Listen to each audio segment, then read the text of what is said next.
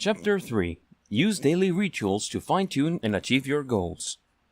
Let's get one thing clear here, as clear as you may get on the sub-goals that you need to do each and every day, and as pumped up as you may be now.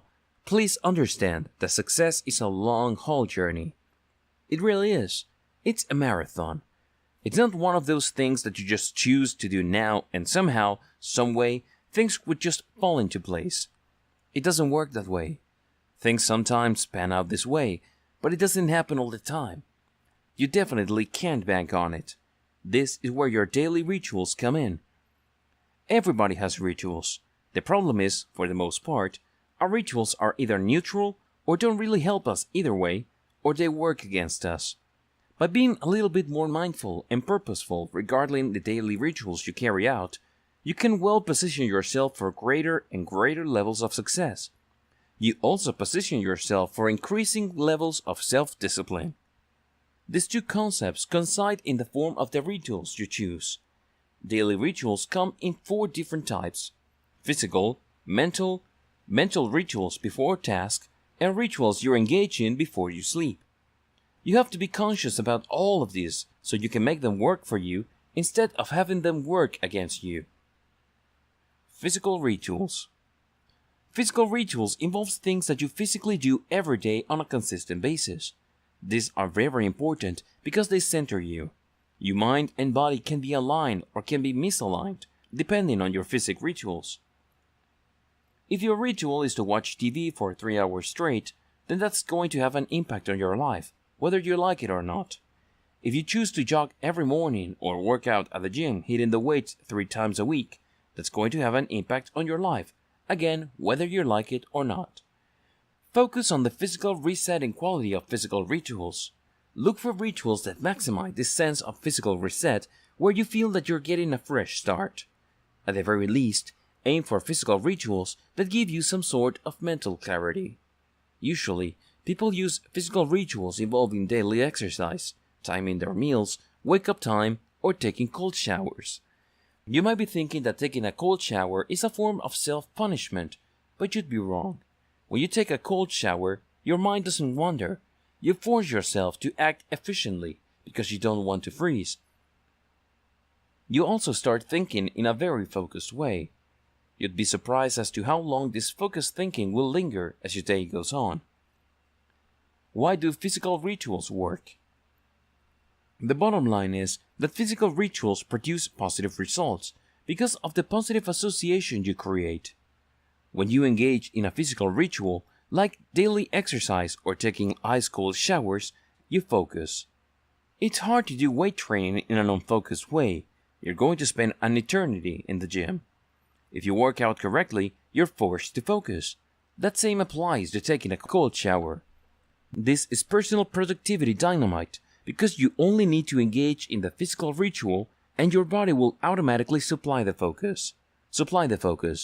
Why?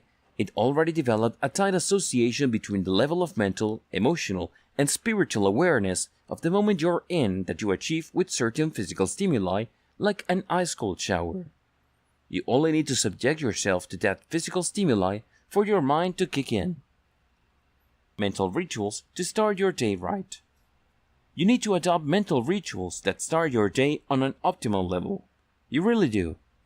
While physical rituals do a great job of resetting your willpower, focus, and mental energy, you can't just rely on those rituals.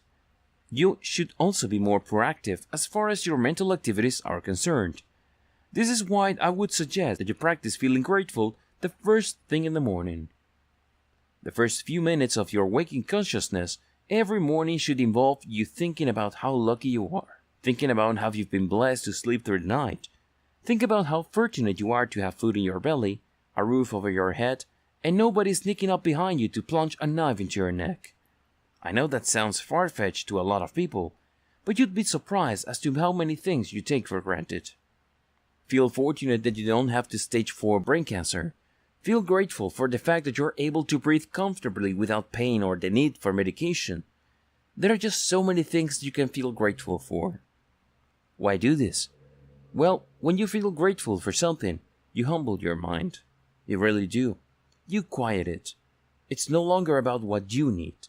It's no longer about whether life is fair or unfair to you. Instead, when you allow yourself to feel grateful, you become other-centered. You focus on the objective world, and your relationship to the world then becomes healthier. Consider the flip side. You can choose to be so self-centered that you eventually trick yourself into feeling that the world revolves around you.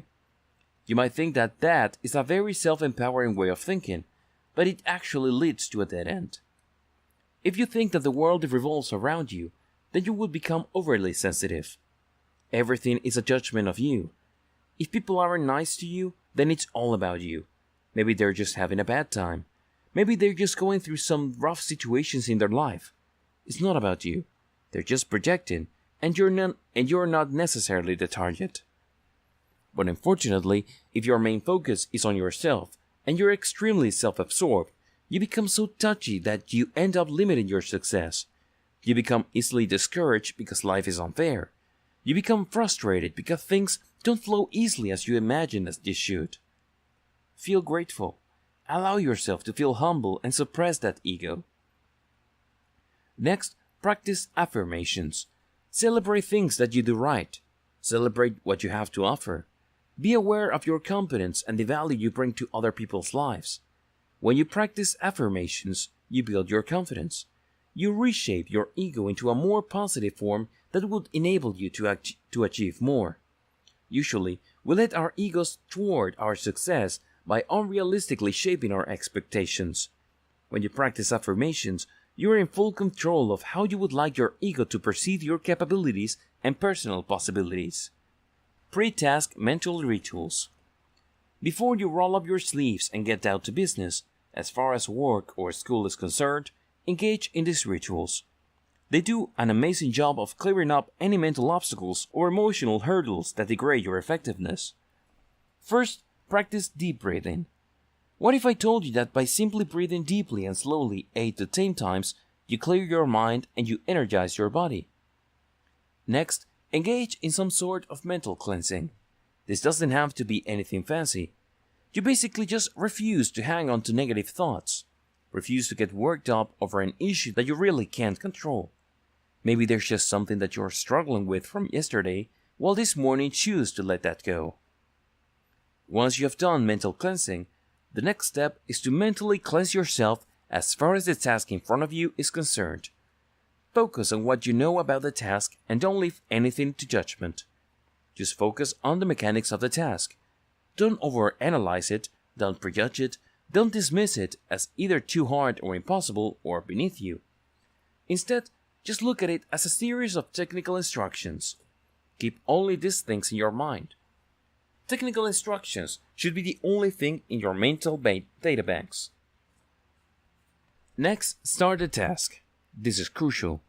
Just decide when to start and don't give yourself any excuses to not start. For example, if you decide to hit the books at 8 a.m., do exactly that when the time comes. No more, no less. Don't give yourself excuses, don't blame other people, don't make justifications, don't bargain with yourself.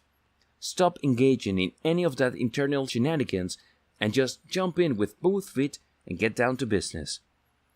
After you've started, race through the task. This is very important. A lot of people are clueless about this. You have to understand that it's very easy for our work or academic activities to become time rabbit holes. Seriously. You jump in and you can't get out because it just sucks you in. There's just so many chambers. There are so many directions you can go, and by the time you realize, time's up. Start your task by focusing like a laser on what you need to do. It has to be small, narrow range of activities. Once you've started the task, race through the task.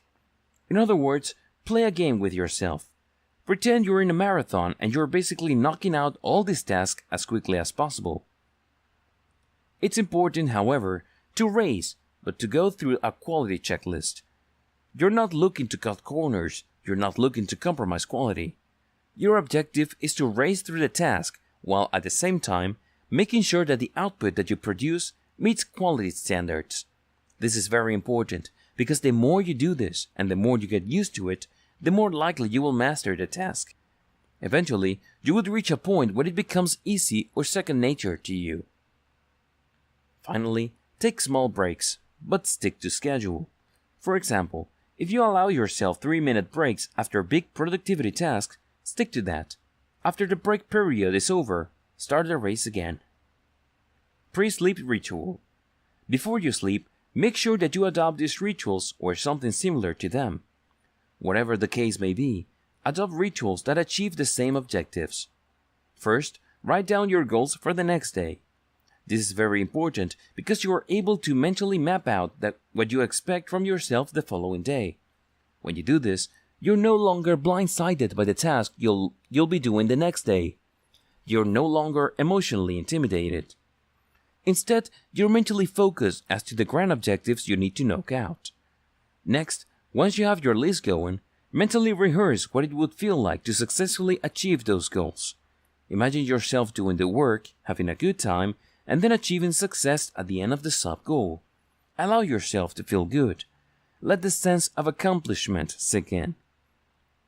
After that, think about your big objectives or your big goals. Imagine how would it feel to achieve them. This way, you feel pumped up sufficiently so when you're knocking out your sub-goals, you don't feel that what you're doing is pointless. You feel driven, you feel purposeful, and this enables you to do the right things at the right time to produce the right amount of value.